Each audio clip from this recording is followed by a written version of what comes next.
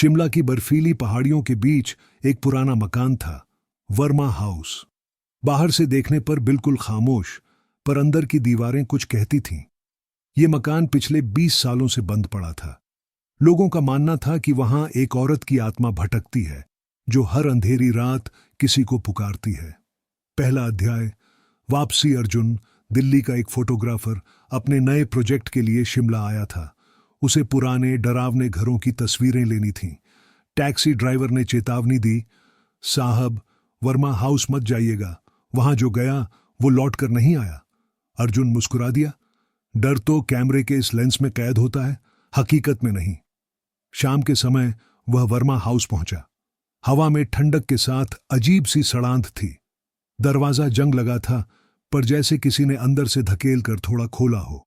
कमरे में जाते ही उसका कैमरा अपने आप फ्लैश करने लगा।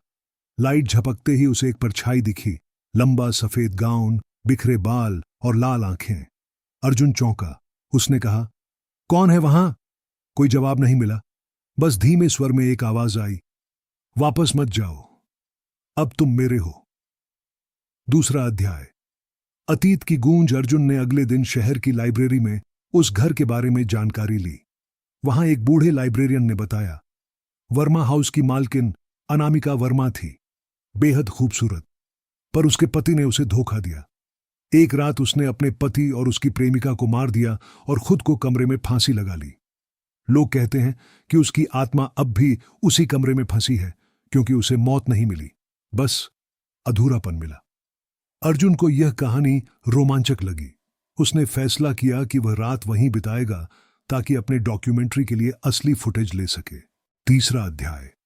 वह रात 12 बज चुके थे। बाहर तूफान चल रहा था।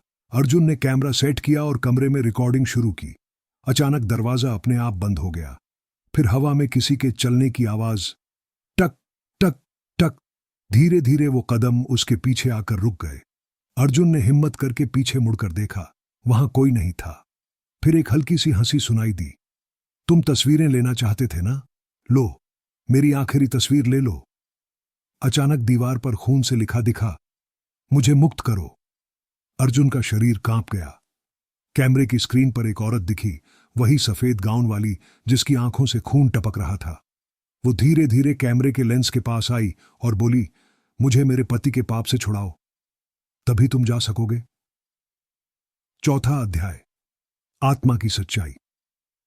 अर्जुन को अगले दिन एक पुरानी डायरी मिली, जिसमें अनामिका की आखिरी बातें लिखी थीं। अगर कोई सच्चे दिल से मेरी कहानी जानेगा तो मैं मुक्त हो जाऊंगी। अर्जुन ने उस डायरी को लेकर एक डॉक्यूमेंट्री बनानी शुरू की, the trapped soul of Verma house. उसने बताया कि कैसे एक औरत को धोखे, दर्द और अन्याय ने एक आत्मा बना दिया। डॉक्यूमेंट्री वायरल हो गई। लोगों ने अनामिका के नाम पर मोमबत्तियां जलाईं। रात को जब अर्जुन फिर उस घर लौटा, उसने देखा कि वही आत्मा खिड़की के पास खड़ी है, पर अब उसकी आंखों में लाल रंग नहीं था, बस शांति थी। वो मुस्कुराई और बोली, धन्यवाद, अब मैं मुक्त हूं। धीरे धीरे उसका चेहरा हवा में घुल गया और कमरे की दीवार पर खून से लिखा नाम अपने आप मिट गया। पांचवां अध्याय। अंतिम साया।